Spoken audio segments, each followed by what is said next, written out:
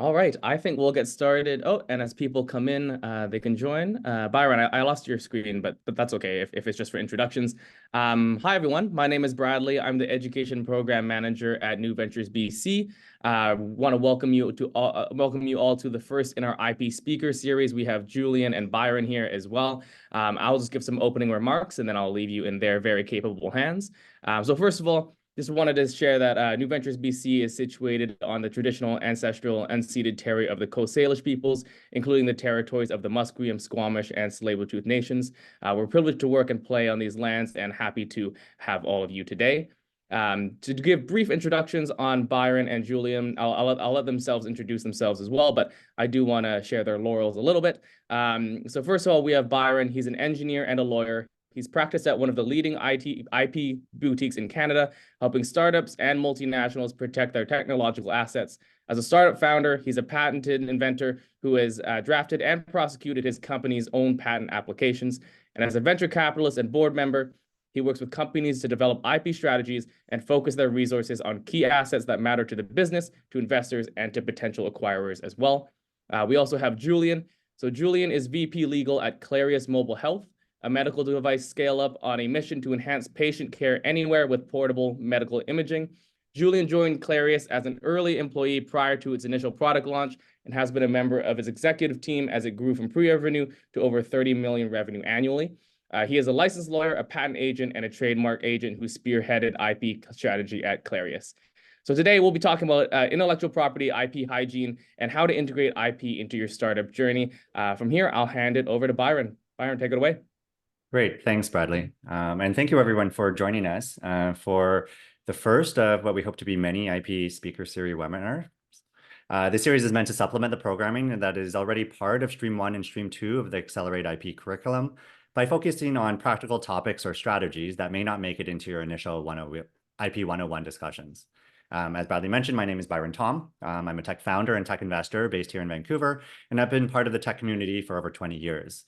In the last decade, I have been a venture investor with BDC Capital, Framework Venture Partners, and most recently a VP of Corporate Development at Cymex Group Technologies, a local BC-based e-commerce platform.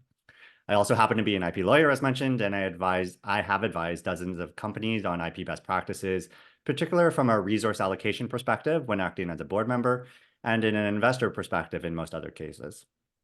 Before we begin, I'd like to make a couple of acknowledgements myself. First, I want to thank New Ventures BC and Accelerate IP for organizing this webinar. They are the local partners for the Elevate IP program, which is a federal program to help Canadian technology companies learn more about IP rights through educational programs and through resource support, i.e. money, for local tech startups. Over the last decade, I've had the pleasure of participating in the New Ventures BC competition myself as for both my own company and have been a mentor for many of the finalist companies, witnessing firsthand the impact of the program. And so if that's not something that you're aware of, I definitely encourage you to kind of learn more about the New Ventures BC competition, which is starting shortly.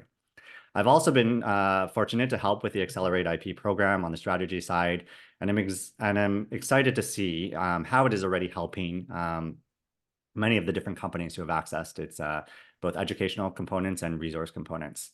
And so since you have all registered for this webinar yourself, you're likely already accessing some of the Accelerate IP resources. But for those who want to learn more, you can visit their website at accelerateip.ca. In addition, I'd also like to quickly recognize that similar to Bradley, that Julian and I are hosting this webinar on the traditional, ancestral, and unceded territories of the Coast Salish peoples, including the Musqueam, Squamish, and Tsleil-Waututh nations, and give thanks to those folks that have been caretakers for such a long time in a province that is so beautiful. I'd also like to acknowledge that many of our participants are joining from across BC or other places, and take a brief moment to give thanks to those host nations in the spirit of reconciliation. Moving on, today's topic is meant to be an introduction to this speaker series and a general overview of IP for startups. When thinking about how best to cover this topic, we decided to kind of do it in a fireside chat format, leveraging kind of the expertise we have with Julian joining us here today. Julian, as mentioned, is a person who's had extensive experience building an internal IP program, but also has vast experience as a practitioner in private practice. And so I'm very happy to introduce Julian Ho, VP Legal at Clarius Mobile Health. I'll hand it over to him to introduce himself first, and then we'll kind of get into a bunch of questions that we prepared. I should also say at the end of the session, we're hoping to save some time for questions. And so throughout this presentation, if there's anything that you want to ask, please feel free to use the chat. But we'll also hopefully reserve some time for additional questions at the end. Julian, I'll hand it over to you to make your own introductions. Sounds great. Thank you all so much for joining today. And thank you, Byron and New Ventures BC, for inviting me to speak on this topic. As Bradley and Byron mentioned, I'm a lawyer, a patent agent, and a trademark agent by training and by practice. But for the last almost 8 years, I've been in-house at Clarius Mobile Health, as we've worked with the rest of our executive team here to build the business. I joined the company right before we launched the first iteration of our product. And we've gone through 3 generations of it. We're having good success in adoption in Canada, the US, and across the world as well. I've been selling up to 50 countries now. This is the product that we have. I have kind of like an older version. This is like a engineering demo. The actual version is much nicer. And so it's a handheld ultrasound scanner. If you go to our website, clarius.com, you can see what it does. It pairs to your phone. And the idea is that you can do handheld ultrasound scans anywhere. That's kind of the idea. Traditionally, ultrasound machines, if you've ever had a medical diagnostic ultrasound for if you or your partner has had a baby, you need a scan on your knee or your ankle or something like this, you'd go to your GP. Your GP would give you a requisition. You take your requisition and you'd go to the radiology clinic, and then they'd scan it. They'd take out the images, and then go to a radiologist who would prepare a report, and then it gets sent back to your GP. And then you book another appointment with your GP, and then they tell you about the result. That's kind of traditionally how it works, at least in BC, in our kind of our method of care here. And you can think about how long that process is, how bureaucratic it is. But if you can imagine, one of these devices being as prevalent as a stethoscope, maybe your GP could do that right then and there, get that imaging, provide that diagnosis right away. And that would avoid a lot of inefficiencies in our care. And so that's kind of the mission that we're on here at Clarius, to build out this technology and to bring it to more people and to help improve care around the world. As Byron mentioned, I'm a lawyer, and so I've helped build out our IP strategy here at Clarius. And so I think we're going to get into some of those questions. And so, yeah, I'll leave it with that. That's kind of a big quick introduction for me and for Clarius. Great. Thanks, Julian. And so let's start off talking a little bit more about Clarius. And you've already kind of explained kind of the product and kind of the market that it's going after, but maybe let's tie in IP into this. And so you mentioned patents, but how important or how integral was IP to its kind of initial founding story from day one? Yeah, I think that's a great question. I joined our company not knowing the founders. I was in private practice in Toronto. And I'm from Vancouver originally, and I was looking to make a move back. And I knew Byron, and Byron had his own company, and he started chatting with him, and he looked like he was having a lot of fun in a kind of a startup environment. And I was looking to do something that's perhaps something similar, and I just responded to a job posting from Clarius, who had put out a job posting for an IP, patent agent to help them build out their patent portfolio. And so Clarius is a company that's founded from a repeat founder. Our founder, Laurent Pellissier, had built an ultrasound company here in Richmond, sold it in probably 2012-ish, and reinvested the funds and started Clarius in this ultrasound company, which is more directed towards handheld ultrasound. And so being in the medical device space, which is, regulated environment, and so which necessarily means there are, a limited number of, competitors, building out a strong IP position was quite important to our founder. He was, relatively patent savvy. He was listed as a number of as an inventor on a whole number of patent applications and patents beforehand, both as his in his academic work when he was a master's student in France, and then also in his former company. And so this was a key driving factor for getting protection for the company and giving the company room to operate. Now, patents doesn't necessarily give you freedom to operate, but it does help build out kind of the moat of defensive assets that you have to that third parties would look at and that investors would look at. And so this was kind of a core part of the strategy from the founder from day one. Cool. And so what number higher were you then? And so I understand that you're like dissimilar to kind of me, where I was providing advice to a company and came on as a founder. Like this was an explicit, and it just happened that I was a patent lawyer. For Clarius, this was an explicit hire. Do you remember what number higher you were? I think in the mid 30s. We're about 150 people now globally. And yeah, I was like 35, 36 or so. Yeah. So still pretty small. And so definitely like to your comment, in this particular regulated space and in the medical device space, patent protection is kind of a key asset from a development perspective. And so, yeah, they had the foresight, your founders had the foresight to recognize that early, I guess, from his previous experience, but start building that asset, right? That intangible asset quite early in the startup journey. And so, yeah, that's great. Coming back to your comment that they had some experience and knowledge and had been named inventors on a number of different inventions and had gone through the process through prior companies. So maybe talk a little bit about those early stage conversations. So obviously IP rights and through the accelerated IP program cover a wide range of different kind of protections and registration capabilities. But what was the early focus for Clarius, and where did you start spending most of your time? Yeah, so before I even started at Clarius, part of the way our founders bootstrapped the IP program, and perhaps maybe more germane to the audience listening today, is they knew from the outset that this was going to be a key focus, and so.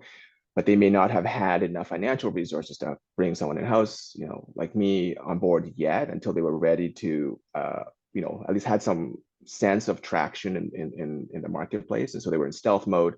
They were building out their technology stack, getting their, the right systems on chips, FPGAs, all that fun stuff that needs to go into the system. And what our founder did was, instead of necessarily bring someone in-house, they tried to hire, or what they did was they hired a master student engineering to kind of work on this as his dedicated focus, to work with the engineering team, get invention disclosures, and get that internal kind of thought process to a point where they had invention disclosures that could be then translated into disclosures that they could work with outside counsel on. And so, that was, I think, quite strategic of our founder and, kind of our current CTO and then kind of the VP R&D to have that focus, and perhaps as a resource that was, less expensive than someone like me, and perhaps, less expensive than hiring, a specific external counsel to navigate that process. And so that's, I think, one way in which it could be done is to leverage, maybe students with some technical writing experience. Certainly somebody who is in a graduate program would be, familiar with, kind of engineering and perhaps, paper writing, grant writing, and so to a certain extent, patent drafting is a technical writing exercise. So, that's one resource that could be leveraged if that's if the company wants to focus on that early on. So it probably also helped that he had gone through applications himself and had patents to issue. And so understood kind of the specific things that you're looking for, and obviously wouldn't have the training necessarily that an agent would have, but knows enough to be dangerous, so to speak. Yeah, and I think our founder and our CTO had a good sense of where the industry is going, right? Ultrasound imaging is, we are trying to grow the market in which we sell these things, but the machines and who uses them and how they could be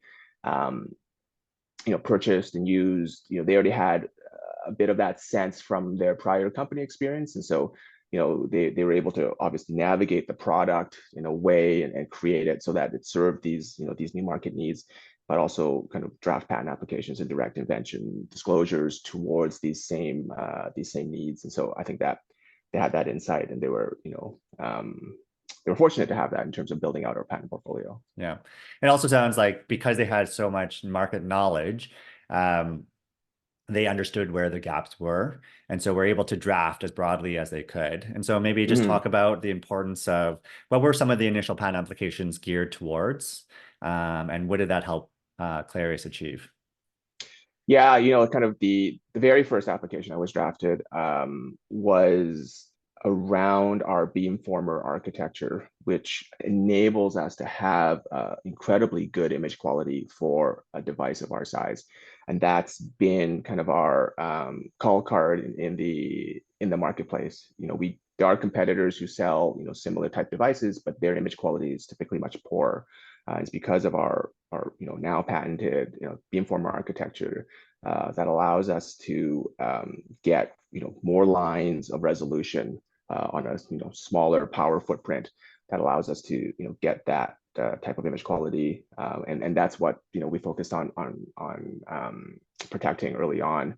That's been a core part of our patent strategy as we continue to file, get patents issued, file continuations and so on and so forth to continue to build out and protect that that moat.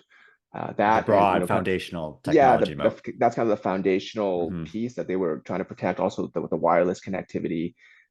We use Bluetooth and Wi-Fi, which aren't novel technologies, but the way in which you do it, the handshake, the handoff between those two things, understanding, we wanted a high frame rate to pass between both the scanner and the handheld device, the mobile device, but you can't do that over Bluetooth because the bandwidth doesn't permit. And so we use Bluetooth to pair, and then you kind of have this handover switch over to the Wi-Fi to allow that high throughput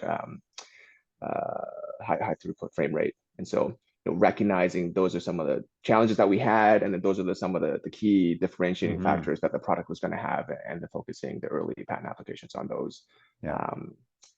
So it's not even just core kind of physical or like foundational technology, it's also core processes, and in a process in a way that is different or unique than competitors. And so having kind of deep knowledge in the space, how it's typically done. So this is the wireless aspect of transmitting data, right? Having kind of that unique handoff, right, provides that ability to really focus on what is core, right? High quality images through a wireless ultrasound machine.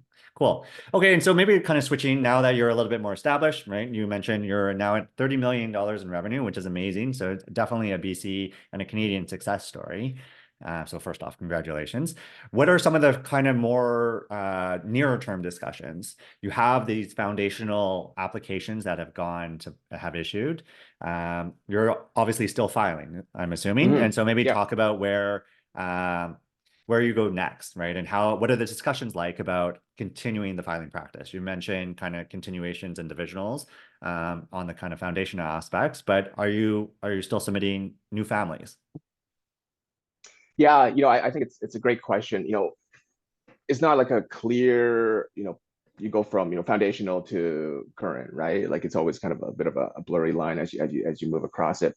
And so if I could break it up into the two segments, the foundational, when we first started, probably the first 2-3 years as we were launching the product, we're just protecting different aspects of it. It was the wireless, the beamformer architecture, things like heat, the heat dissipation, the materials we pick to dissipate heat, things like this, imaging quality, like the user interface, how we if you think about an ultrasound machine, it has knobs and levers, and it's this big cart. It has a keyboard, whereas on a mobile device, you don't have much real estate, and so translating some of those controls into drag gestures and simplifying what those gestures modified.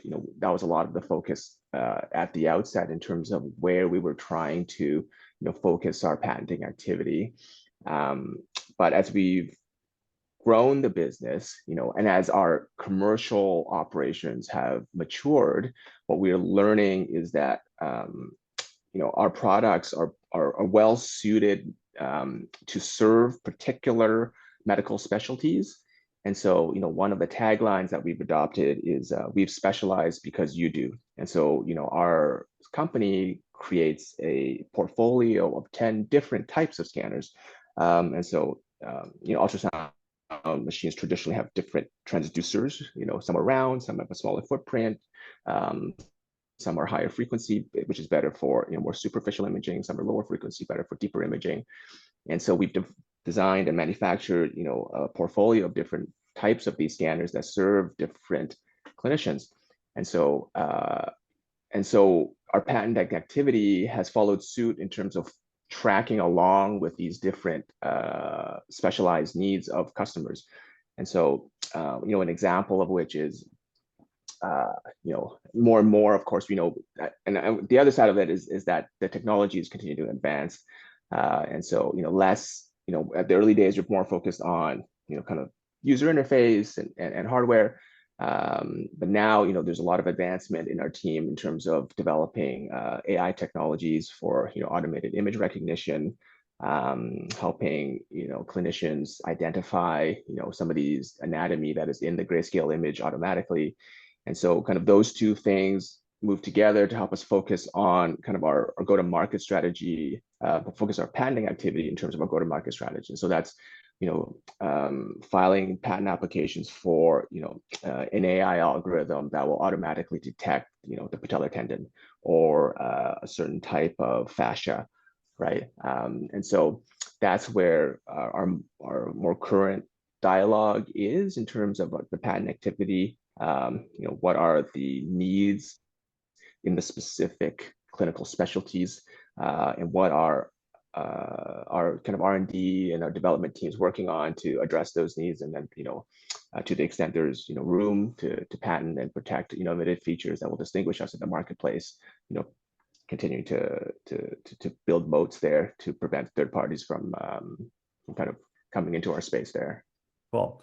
So you mentioned a little bit on like focusing on the nuances as you kind of go from very broad to very narrow. But any other big lessons to share in the IP journey that Clarius has been on, or other companies that you've worked with? Maybe explore a little bit of that, but also things like where are you filing typically, and how do you make decisions on where to file or not? Yeah, maybe just on your point there, it's not so much from broad to narrow in that sense. I think that maybe suggests that it's less valuable. I think what our perspective is that we're trying to take a commercial lens to what we also do to our in our patent strategy. Mm-hmm. And even though on a technology basis is perhaps a smaller sliver of a technology stack, that sliver or that feature could be quite valuable in terms of protecting a fairly big market commercially for Mm-hmm. us. And so another example I can give in terms of something we've filed patent protection for, and which we've launched recently, is something we call T mode. And so what we do is we have AI recognize different layers of anatomy within, ultrasound is traditionally a grayscale image. And so it'll segment automatically the different layers of anatomy within the image, and we'll overlay it with a pictorial representation of what the anatomy is. And so if it's a layer of fat, we'll kind of overlay it with what looks like fat. If it's supposed to be a vessel, we'll overlay it with, red that looks like a blood vessel. And we can show it side by side, and that's particularly helpful in the aesthetics markets where, there are aestheticians who may be doing, Botox injections, which should be ultrasound guided to avoid, injecting somewhere where they shouldn't be injecting. And that helps them learn how to recognize the anatomy under ultrasound guidance. And so that in terms of, just to address your comment, like that technology can be quite transformative in terms of opening up that market and protecting our lead in that market. And so even though it's perhaps nuanced and narrow from a technological basis in terms of its applicability across our product portfolio, it could be quite meaningful in terms of protecting a portion of the market that makes up a certain part of our revenue. Okay, awesome. And how do you make those decisions then? So obviously could be a salesperson who would understand, oh, this would be very useful to be able to to sell into the Botox market or esthetician market. Right. But would your inventors or would your software developers or your hardware developers or whatnot, product management teams be able to recognize that themselves? So how do you get those people to kind of come together and identify where market meets tech? Yeah, that's such a good question, right? Like I think that's something that that companies that perhaps are a big struggle with. But we've still, even though we are 10 years old and 150 people now, maintained a fairly kind of close culture where there's that dialogue. And so our CTO will work with our sales team and clinical team to get that feedback fairly frequently. We have product management meetings. And so I guess organizationally, we will have a product management group that'll look at market needs, have discussions about what makes it another product, what makes sense, how to design it, how long it takes. And then on the legal and IP side, I meet regularly with our CTO to discuss what they're working on, what they think is going to be novel in terms of the technology, and that will be kind of how we manage that process. You can generally, in terms of who is in charge of having kind of the ideation, especially in a small company, my experience is that it's usually someone, kind of the technical lead will have to have that vision and that mandate to understand, because they're the ones who are so deep with product development and technological development, and they're the ones going to be working with sales and marketing to understand what is going to be serving the customer needs. And so at Clarius, that he's the one that kind of floats up those things, and we have regular meetings with him to really understand what they think makes sense to pursue patent protection for. Yeah, that's so fascinating. And so definitely, like, from your legal perspective, coming in and really putting a business lens on whether or not it's worthwhile to pursue something, and then based on where you think the revenue could be added, focus your applications to target that in a way that is best able to kind of block out competitors or create a moat for yourself. Yeah, and in terms of like the actual drafting, my personal view, and different patent agents will have different perspectives, is to try to put that explanation into the application as much as possible. Because I think later on in the speaker series, you're probably going to have more black letter law in terms of patent law and what it covers, and the patent prosecution process. But generally, patent examiners will say, at least the first pass, everything, if not old and not new, is certainly obvious, right? Yeah. And so in my experience, the more fodder and more help you can put in the specification to support those arguments that is not obvious, the better, right? Yeah. Yeah. And it makes your life prosecuting it, which you're going to have to do later on. Right. And so the objective of the applications are to get issued patents, right? And so, like that would be my approach, and certainly what I would suggest to newer companies. Okay. And just maybe kind of riffing on that a little bit. And so with you having the not necessarily unique, but really in-depth experience of both working now in-house for a number of years and also being at very large IP boutiques working with kind of clients on just specific things. Maybe can you talk about how those conversations dealing with inventors have changed?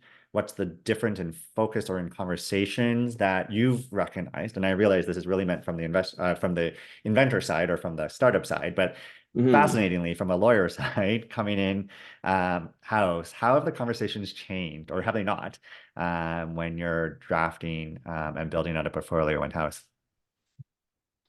Yeah, for me, I've been at Claire's for almost so long that I slightly forgotten what it's like to have those kind of new conversations with new clients. I'm so, in depth, I have that deep depth of understanding of the Claire's business at this point that I don't really have that kind of initial back and forth. When I'm with a client beforehand, when they tell you why something is new or why it's inventive, you always want to test that and you always want your lawyer to test that, right? Like sometimes they're asking you not because they don't believe you, but because they want to get out of you kind of those arguments that would be helpful to put in the application, and then that will be useful, as I said earlier, during prosecution.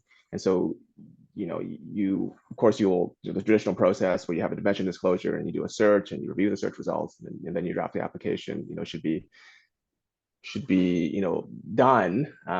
But even as you get down to it, I think you really have to kind of get into the not only the commercial reasons for why something isn't obvious, but sometimes there's technical reasons, right? Oftentimes there is trade-offs that for decisions that you're making in engineering design, right? Processing power versus heat, weight versus something else, right? Speed versus, onboarding. Do you put something to the cloud or do you process something locally? Those are all decisions that need to be made with trade-offs. And so I think those trade-offs are always something that you can highlight during patent prosecution and say, well, it's not obvious. One way would be better for one reason, or another way would be better for another reason, but picking one requires some trade-offs. And so maybe that's a reason why it's not obvious. Yeah. So, and just closing the loop on this part, and we want to kind of talk about other broader topics, but I think that does raise an interesting point. And one thing that you didn't actually mention is obviously you have deep domain expertise in what you're doing. And part of it is because you've been there so long, you've now learned the lingo and you've been talking to your inventors for such a long time. But I guess the other comment is that you have a background in computer science. And so you understand and and you've had training in these things, right? And have worked in companies that have done maybe not exactly the same thing, but followed similar engineering principles and software development life cycles. And so the reason I raise that is obviously most people on this webinar will be hiring external counsel. I'm assuming most won't have the fortune of having an in-house person who will have 8 years of experience helping them draft patent applications. But maybe just talk a little bit about like your background and when you were working with clients historically, how important was it for you to know the technology? And so kind of as a segue, like how important is it for our listeners to find patent agents or patent lawyers who kind of are able to kind of talk the talk? I think it is quite helpful in terms of being efficient, right? By and large, lawyers still bill by the hour. And so, the more efficient they can be, the quicker you can get to your goal of having a patent application drafted that is, broad and robust and protective of your business, right? And so where the background in the same technological area that you're working in comes in handy is for that reason. I don't think it's necessary per se. Like I think there's you could have a technical background that's not exactly in sync with the area of your business. Like I could probably learn some of the chemistry or the mechanical elements of a different business, but it just takes longer. And so from an efficiency standpoint, I think it's helpful. Yeah, for sure. Okay.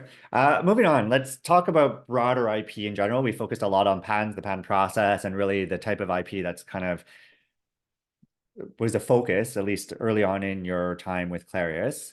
But talk about some of the broader aspects. What else, from an IP perspective, is Clarius really focused on? What else has it spent time and money protecting? Yeah, the other piece that I think was in some of the kind of the invitation materials is certainly the contracting piece, right? Like the make sure your employee agreements have the right contractual provisions, right? That they have broad assignment of IP rights of stuff they're working on related to your business, using your materials or your equipment on your time. All that IP should be assigned to the company. Make sure you get all the employees to sign it, but also any third-party consultants that are kind of working on your technology stack to also sign them. That's sometimes an area where you may not necessarily think to present something or to have that agreement reviewed, but that's quite critical in terms of getting that IP assigned properly to the company. Oftentimes when you're a small company, you may not hire everybody who will contribute to your technology stack, and you may use a consultant. There's so many of these consultants out there that help for one particular aspect, a plugin, a certain infrastructure, or whatever. Those agreements should be reviewed to ensure there's proper IP assignments that flow through to the company. In those agreements specifically, one thing to look out for is any disclosures of kind of prior inventions that they're bringing in. You don't want kind of them potentially, bringing in something that should be from another employer, and then all of a sudden you have these entanglements with former employer's IP. And so it doesn't necessarily mean they can't do it, or that they may have other work they'll leverage, but you want to have that discussion and to discuss with your counsel on the best way to approach it. And yeah, on the consultant side, if any employees are working on other types of projects on their own, you also want that to be disclosed and to be carved out to make sure you don't have any entanglements in that area as well. Yeah, so that's kind of on the IP side. Certainly, as a young company, you also have a lot of NDAs, right? So as you're having initial discussions with third parties about your project, maybe somebody you want to partner with, right? Certainly get a good, robust NDA template, so that you can use that easily. And why I'm pausing is that I'm hesitating at my word robust, right? You don't want it to be fulsomely protective, but at the same time you want it to be something that can be digestible by the counterparty quickly without stalling your commercial discussions. And so you want to be judicious as well in terms of how lengthy or difficult to accept that document is. Yeah. How willing are you to sign someone else's NDA versus being like, no, can we use mine, please? Yeah, it depends who it is. We always try to, that's more just kind of internal workload management, right? Like, we'll review every NDA that we sign that is in our form. But you kind of have to calibrate the as most internal lawyers will tell you, like calibrate the amount of resources, kind of mental resources you allocate to every file that you come through, right? And so if it's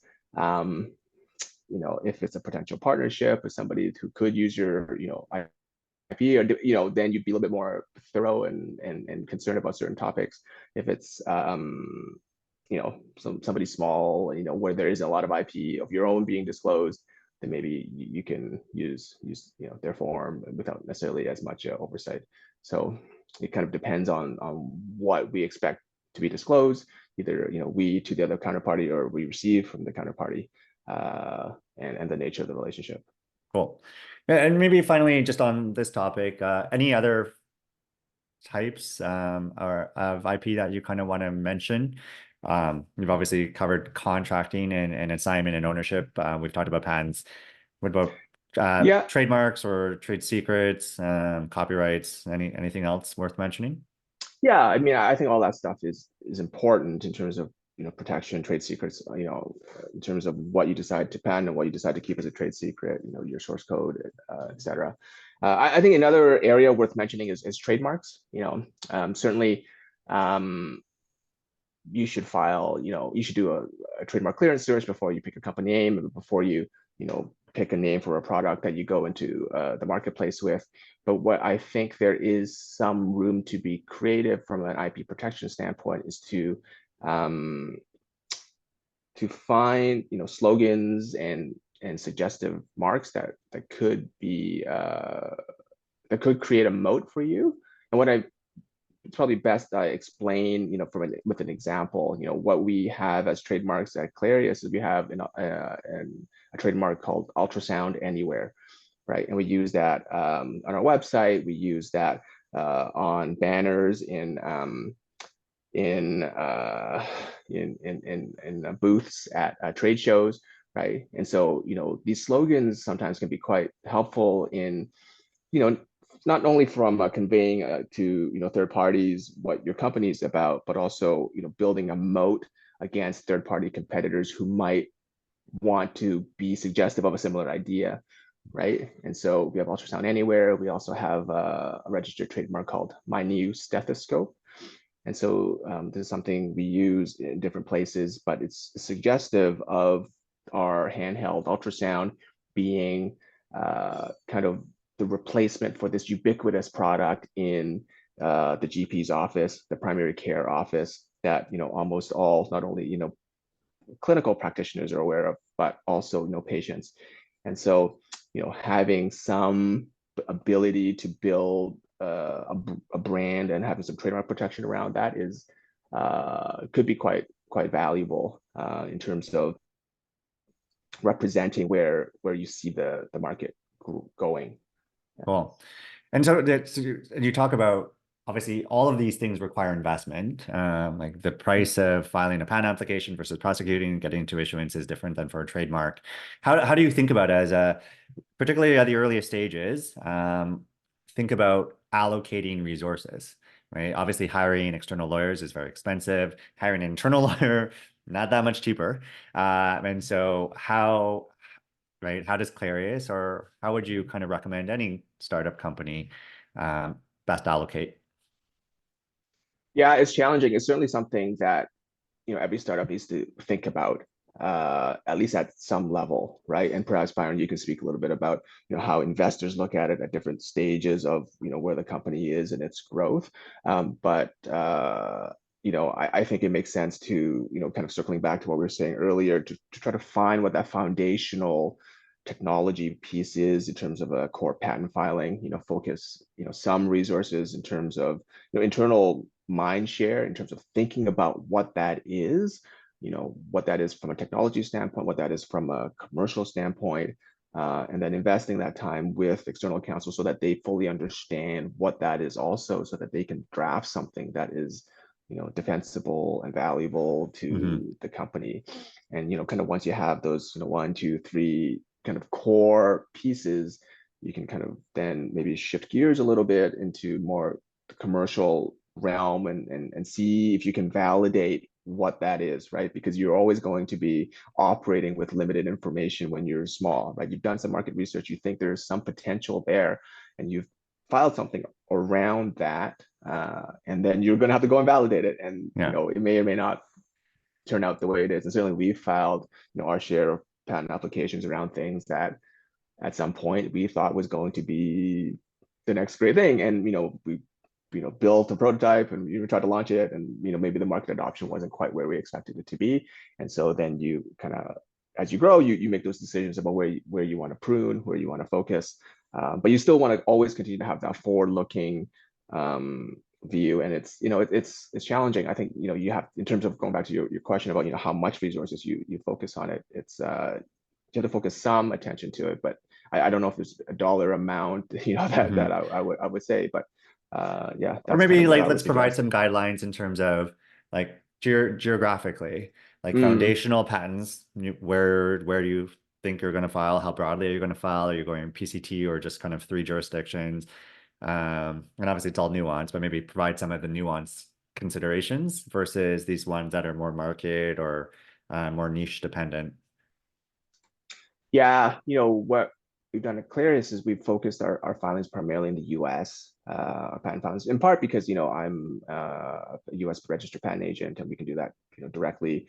That's one way, I guess, our company has tried to manage these costs in terms of they hire me, and my cost is fixed, and so in terms of there isn't this variability, it's a line item in our headcount, and so that's something that we can contain, so to speak, and still get a lot of throughput and value.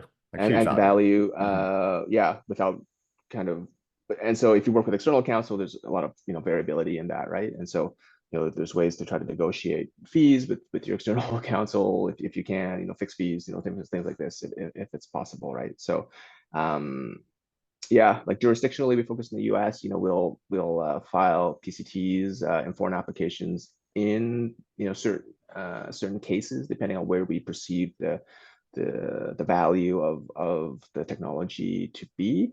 And so, And yeah, do you have that's thoughts? Like often I would share with clients, like the things that you're focused on are like where your competitors are, where things are getting manufactured. Like what are some of those considerations that Clarius thinks about, or that you've generally just shared with clients when they ask you, okay, where should I file? Yeah, certainly like the enforceability of the rights, like some courts in certain jurisdictions are um, more friendly to patent entities than others, right? And certainly U.S. courts are very supportive of patent rights. Europe as well, but there's also a cost basis. Like if you file in Europe, there's translation costs. There are jurisdictional costs. There's unitary patent now that might allay some of it, but where we've focused a lot of our attention, one is where we sell a lot. That's basically kind of what drives a lot of our decision making in terms of the patent filings and where we do it. Where we have a market footprint, where we expect to have competitors, and then I think to your point about manufacturing, we it's mostly like sale and import, right? We manufacture. Our final assembly is mostly done in Vancouver. We have some pre-assembly overseas in Asia. And so that's been another part of our IP strategy, is to have this divided manufacturing process so that no one, outsourced vendor has kind of our full stack in terms of rebuilding our product. And so, we've tried to implement that into our processes that way as well. Cool. Super interesting. I recognize that we're running up on time. Do you have a hard stop, Julian? I can go over a little bit. Yeah. Okay. So hopefully some folks, this is being recorded. And so this will be, I think, posted somewhere, somehow.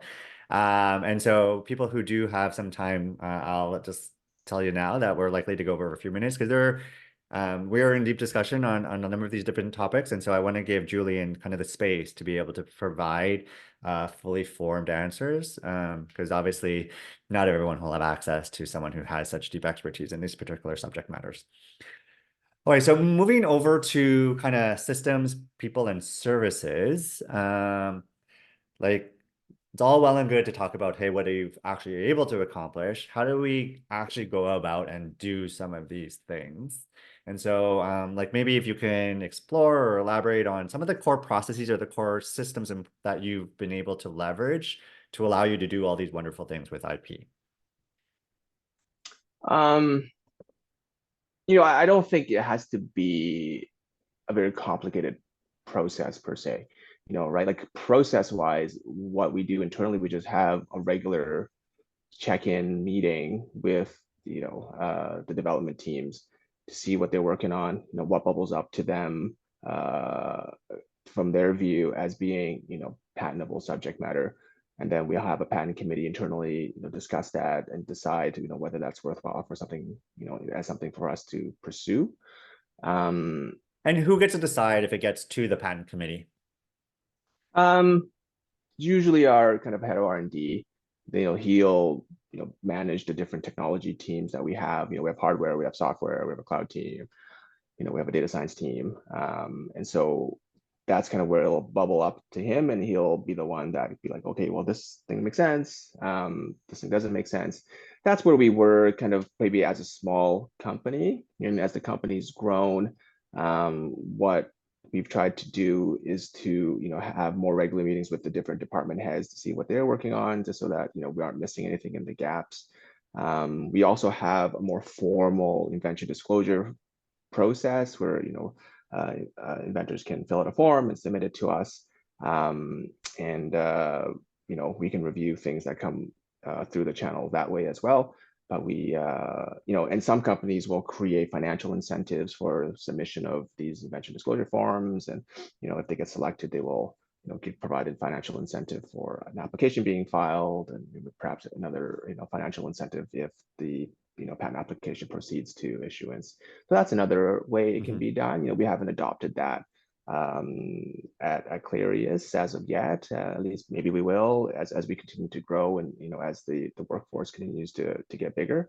And so, but for now, it's having those regular discussions, not just on a formal basis. I guess one of the benefits of me being in-house is I can have those discussions in a more informal basis, a more ad hoc basis. I can walk down the hall and see what the the hardware engineers are working on, look at their prototypes, have those conversations. And so that's kind of strategy we've taken, is by having someone in-house, you can have that accountability towards a single person or department to drive that process. And part of that is having those informal kind of feedback loops within our group to get that information. Is any of it formalized? Like, is it in onboarding materials, training True, materials? yes, we do also have it in our onboarding materials. We also have it as a part of our quality management system. And so as a medical device company, we adhere to an ISO, different ISO standards, right? And so all employees have to do training, and they have to go through a formal training process. We use Arena as our product lifecycle management software. And so we've tried to leverage those type of training kind of infrastructure that our operations group uses to also add this piece to what they, what we are trying to build as a kind of legal team. This is kind of just a new thought that came into my head, but I'm going to ask it since I have the mic. Do you ever look at the shred filing and be like, okay, well, this is meant to be new, and be like, have we patented any of this, or have we derived any applications before it gets out to the accountants? I haven't personally looked at our shred filings, but the shred filings are done by the same person who, yeah, fair enough. And so yeah, like I think he will think of those things as he works on that, right? Them. Yeah. Yeah. What about any technology? You mentioned like project management software, any other things that you're leveraging or managing, and not just necessarily on the patent side, but also on your trademark side. Like, where do you have a registry? How are you managing your registry? How do you kind of keep track of all of the different intangible assets that Clarius is producing? Yeah, on the patent side, we use this this cloud service called AppCall.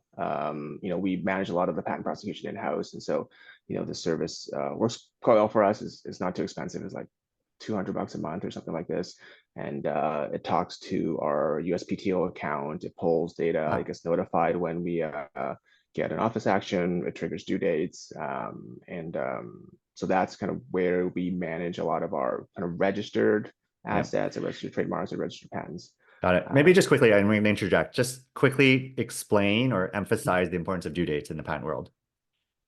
Oh yeah, I mean, I presume the audience has some familiarity with due dates, but obviously, maybe not so obviously, due dates are quite important for ensuring that your application doesn't go abandoned unintentionally.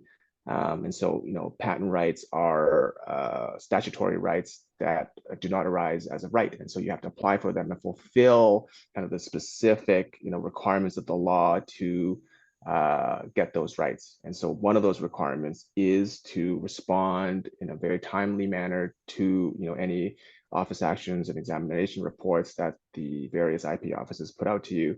And if you miss those, and the payment of fees, and if you miss those dates, then it's possible that your application was abandoned and you may lose those rights. There's different ways to remedy that if it was unintentional or not, depending on which jurisdiction you're in.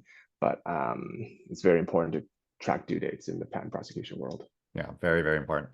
And so it kind of sounds like some technology can be used, obviously for size and scale. Like for an early stage company, probably a spreadsheet works well enough. Do you kind of recommend or have any suggestions on anything other than a spreadsheet at the earlier stages? No, I don't actually have any more formal suggestion there. I think, the key is really, it depends how many, filings you have. The other things you might want to track is also, domain names, which are that's kind of could be considered an intangible asset, right? Depending on who you ask. And so, we usually track that and have our IT people track it and, track those due dates, make sure the renewals are paid, maybe sign up for the regular renewal if you have domain names that you think are novel or interesting, right? Productive. Like that's another area kind of comment going back to my trademarking comment is something you could try to procure, right? Like when you get domain names, not only get the one for your company, but things like typo mistakes, things that sound similar, right? Try to get all those domain names too, because it's not very expensive to get those registrations, and you might as well get them. And definitely on the TLD side, obviously there's a proliferation of different suffixes, right? Yeah. Like I remember when I was practicing in private practice, the triple X TLD had just come online. And so there was a giant land grab for anyone who had a brand to ensure that they owned and killed any .xxx name. And so definitely it's not just hey, the misspellings or things that sound similar, but also TLDs that you may want to, like, competitors may use, or nefarious people or bad actors may also want to use and exploit. Yeah. Okay. So coming to all of these different complications and talking about filings and all the different types of IP, maybe just talk a little bit about hiring or engaging with external counsel. Obviously, you've been on both sides. I know I'm aware that you are still using external counsel, even though you have the expertise in-house. How do you typically choose or look for external, and what suggestions can you provide to our audience on how to best kind of go through that process? Yeah, I think it's challenging. I don't like hiring, people generally, right? Like it's um, or evaluating vendors, right? Like, typically kind of a typical vendor evaluation process. You try to talk to a few people, get the feedback, in terms of patent lawyers or IP lawyers specifically, I think you want to make sure they listen well, they understand your business, and that they're responsive, right? Typically, when you're hiring somebody, an external lawyer, it's because you've already looked at a number of different options. You've gone through the easy solutions yourself, and so you're hiring somebody with particular expertise that can help you navigate, a thorny issue. And so you want them to have that responsiveness, that kind of customer service mentality to help you, through your issue. And then going back to what you're saying earlier, Byron, about I think the technical expertise in your area is also helpful for them to be efficient. Not necessarily required to perform the work, but I think it is does help from an efficiency standpoint. Any thoughts on like hourly rate versus technical expertise and how to balance on that? Yeah, I mean, hourly rate, it's hard to tell. The legal profession is somewhat stuck in a kind of an archaic billing form still, and you'll find most external lawyers still adhere to that. You can try to ask for a budget up front. I think that's helpful. And to the extent you need some information from you, provide that to see if you can get a budget and see if you can get them to hold to it, or at least inform you when they're getting close to it, so that you have some cost predictability.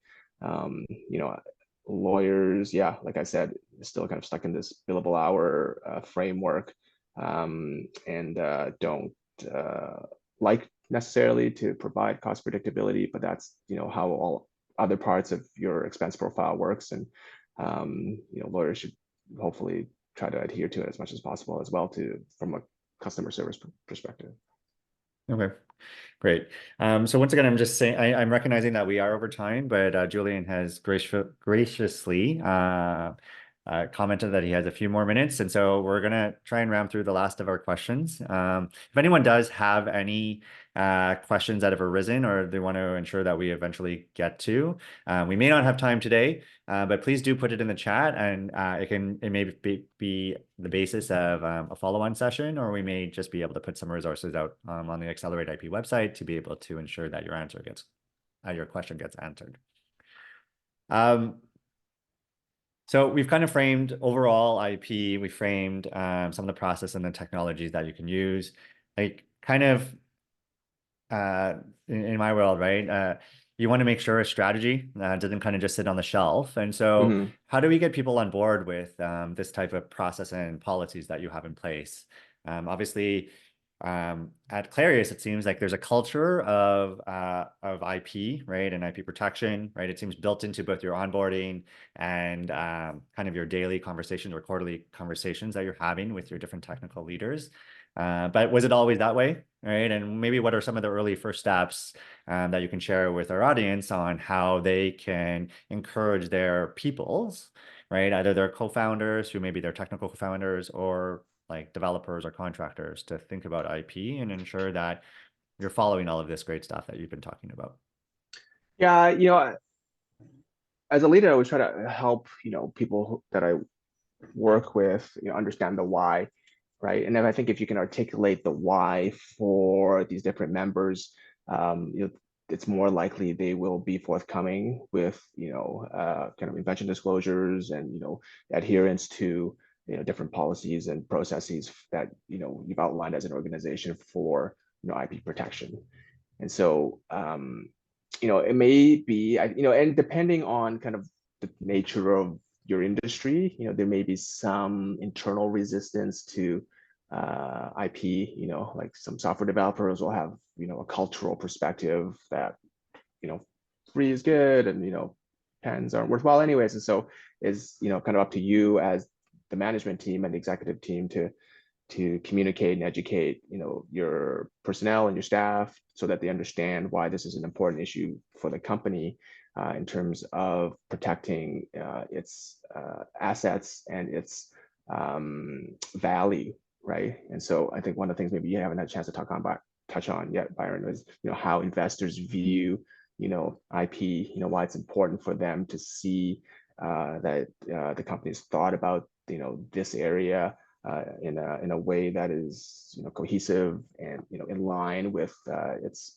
business strategy, and how it's inevitably comes up as an issue during fundraising, and if you're successful down the road and you have commercial success, it's something that which you hope to do, could be an issue with potential competitors, right? So or acquirers, yeah, for sure.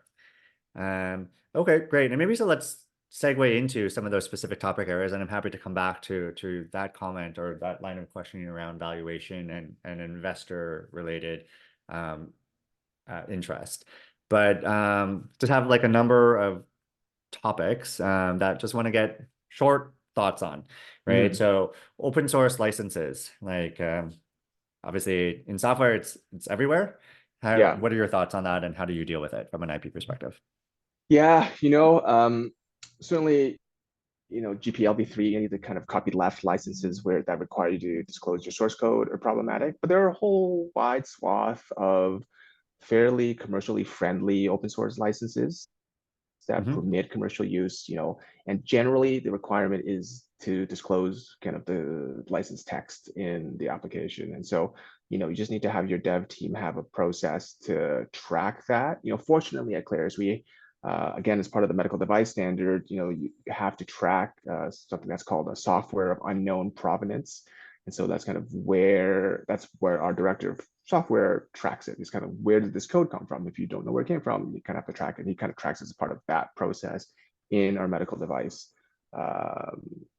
process, regulatory compliance process. And so, we track those different types of software, and and you educate them about the different types of licenses, and they know the ones to avoid and the ones that they can use, and the text that they need to generate for when it needs to release a new version. Got it. So it's awareness and then slightly auditing. So And Yeah, so, and there's but tools out there that can yeah, help automate that for sure. Yeah, it's a very, very common problem. Yeah. yeah. So the next one I have, and I'm happy to comment on this, is IP registry and the fundraising environment. But I want to get your thoughts first, because obviously Clarius has been quite successful, not only in building the company and generating revenue, but also accessing capital. And so talk about how important or how much focus or any interesting stories that you can share or you're willing to share about how IP came into some of the different investor discussions that you've had or you've been part of. Yeah, it's certainly an issue that comes up every time there is, financing interest. Even debt instruments, it's something that They want to secure against it because it's an asset at the yeah, end they of the want to day. secure that, they want to understand what you have there. Mhm. But different investors will have different levels of detail that they'll do in terms of the due diligence. Typically, what we'll see is, this is something that the investors will kind of, I don't say farm off, but they certainly they kind of have this idea that is important, and they go, well, I have this person in my fund, or I have counsel, and they'll give you all the questions that Yes, that's been you have me. to deal with, right? So yeah, and so depending on the level of, I don't want to say the level of sophistication, but the level of budget, the level of detail they want to get into, can get fairly deep. Sometimes it's just, for us, it was, kind of here is all our IP.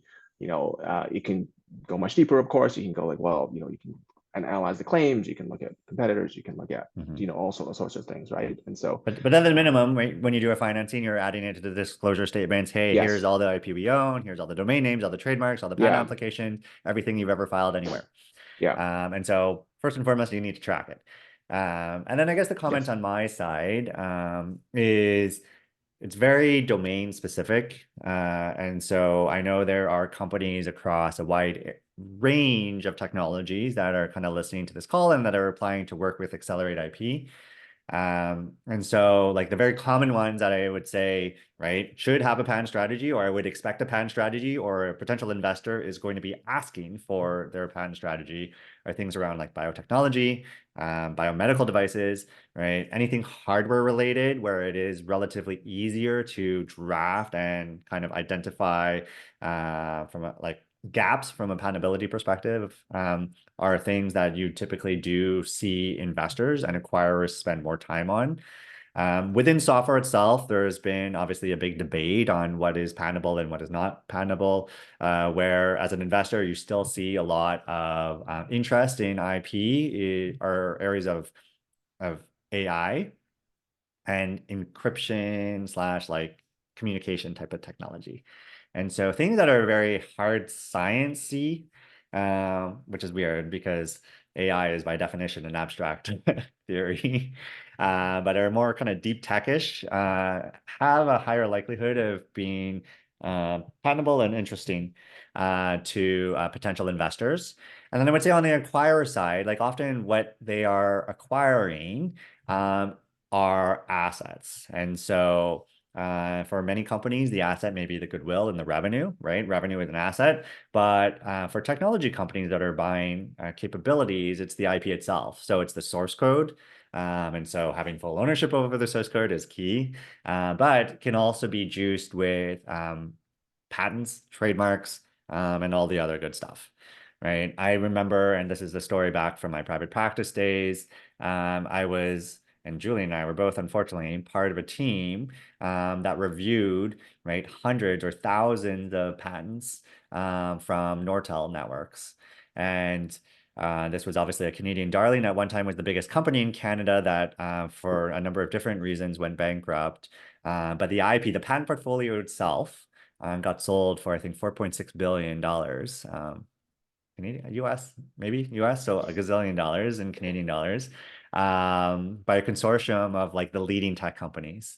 And so I guess my comment is IP can be very valuable at the end of the day, and sometimes is the only thing that is of value in some companies, right? Okay, last topic. I know we're probably starting to lose folks because we are a fair amount over, is just enforcement. Like it's one thing to get IP protection, right? As most people probably know, litigation is very, very expensive. In Canada, right, it's in the hundreds of thousands of dollars. In the US, it's in the millions. Right? What do these things actually do, right? Have you used any of your IP at Clarius, right, or even in private practice? And so, why should tech companies care, and what do they do with it at the end of the day? Yeah, I mean, I think enforcement has to be thought about like every other business decision, right? Like you have to do a calculus as to what makes sense from a commercial standpoint to pursue, if it makes sense to pursue, third parties. Um, but at Claris, and kind of our strategy has been to build out kind of a defensive portfolio to make sure that we have assets that we have in our arsenal should there be assertion against us from competitors. And so that's what we're trying to do, and that's what we've done so far. We haven't so far had any litigation around it, thankfully. And so that's a strategy we continue to pursue, but we're willing and ready to leverage our assets, should it be necessary.